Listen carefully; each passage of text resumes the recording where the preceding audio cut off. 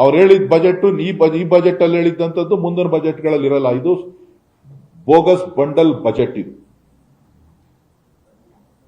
ಇದು ಬೇರೆ ಏನೂ ಅಲ್ಲ.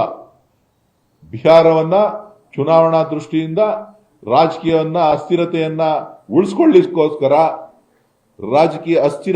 ಉಳಿಸ್ಕೊಳ್ಳಿಕ್ಕೋಸ್ಕರ ಬಿಹಾರ ಮತ್ತು ಆಂಧ್ರ ಪ್ರದೇಶವನ್ನ ತೃಪ್ತಿಪಡಿಸಿಕೊಟ್ಟಂತ ಒಂದು ಕೇಂದ್ರದ ಬಜೆಟ್ ಇದು, ಹೊತ್ತು ನ್ಯಾಯಸಮ್ಮತವಾದಂತ ಬಜೆಟ್ ಅಲ್ಲ ಇದು.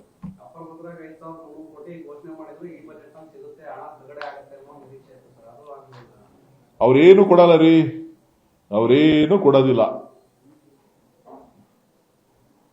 ಅವ್ರೇನಾರ ಕೊಡ್ತೀವಿ ಅಂತ ಅಂದ್ರೆ ಬಹುಶಃ ಗುಜರಾತ್ಗೆ, ರಾಜಸ್ಥಾನಕ್ಕೆ, ಅವ್ರ ಆಡಳಿತ ಇರೋ ರಾಜ್ಯಗಳಿಗೆ ಅವರು ಏನ್ ಬೇಕೋ ಅವ್ರು ಮಾಡ್ತಾರೆ ಹೊರತು ಕರ್ನಾಟಕದ ಬಗ್ಗೆ ಕಿಂಚಿತ್ತೂ ಕಾಳಜಿ ಇಲ್ಲ. ಅದನ್ನ ಸಂಬಂಧಪಟ್ಟಂತ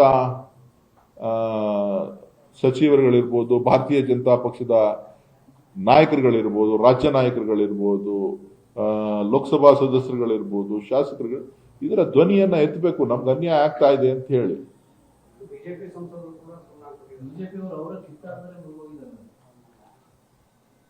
ಅವರು ಕಿತ್ತಾಟದಲ್ಲಿ ಮುಳುಗಿದಾರೋ ಇನ್ನೊಂದೋ ಗೊತ್ತಿಲ್ಲ. ಒಟ್ನಲ್ಲಿ ಕರ್ನಾಟಕಕ್ಕೆ ಅನ್ಯಾಯ ಆಗ್ತಾ ಇದೆಯಲ್ಲ, ಕರ್ನಾಟಕದ ಕನ್ನಡಿಗರಿಗೆ ತೆರಿಗೆ ಅನ್ಯಾಯ ಆಗ್ತಾ ಇದೆಯಲ್ಲ.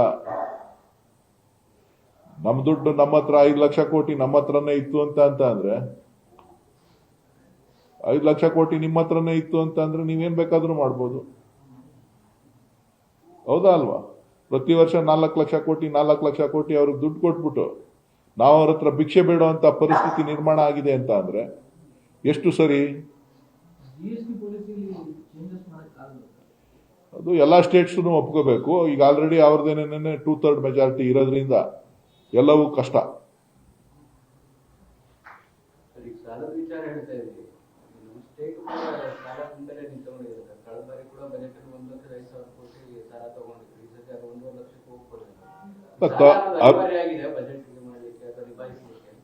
ಅಭಿವೃದ್ಧಿ ಮಾಡಬೇಕು ಅಂತ ಅಂದಾಗ ಸಾಲದ ಲಾಂಗ್ ಟರ್ಮ್ ಲೋನ್ಸ್ ಅವಶ್ಯಕತೆ ಇದೆ, ಎಕ್ಸ್ಕ್ಲೇಷನ್ಸ್ ಇವೆಲ್ಲ ಲೆಕ್ಕ ಹಾಕಿದಾಗ ಇರ್ತದೆ.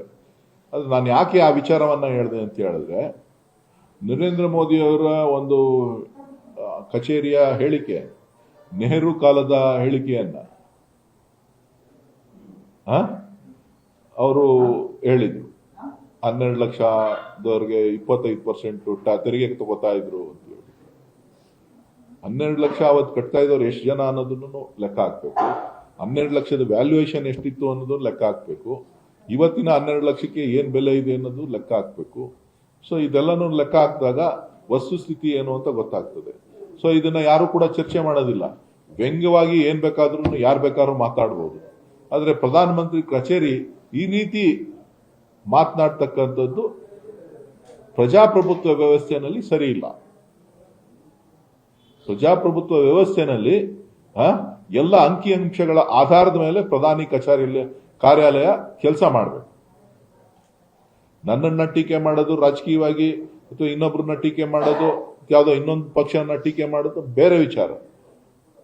ಆ ಕಾರ್ಯಾಲಯ ಇದೆ, ಅದಕ್ಕೆ ಆದಂತ ಒಂದು ವ್ಯಕ್ತಿತ್ವ, ಒಂದು ಘನತೆ, ಗೌರವ ಇರ್ತದೆ.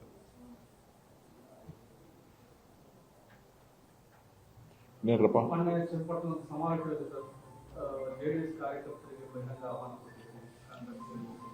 ಅದು ಕಾಂಗ್ರೆಸ್ ಪಕ್ಷ ಮೊದಲಿಂದನೂ ಕೂಡ ನಿರಂತರವಾಗಿ ಯಾರೇ ಪಕ್ಷಕ್ಕೆ ಬಂದರೂ ಕೂಡ ಸ್ವಾಗತ ಮಾಡ್ತದೆ.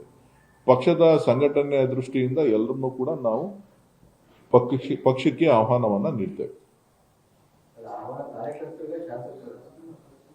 ಶಾಸಕರಿಗಲ್ಲ, ಕಾರ್ಯಕರ್ತರಿಗೆ.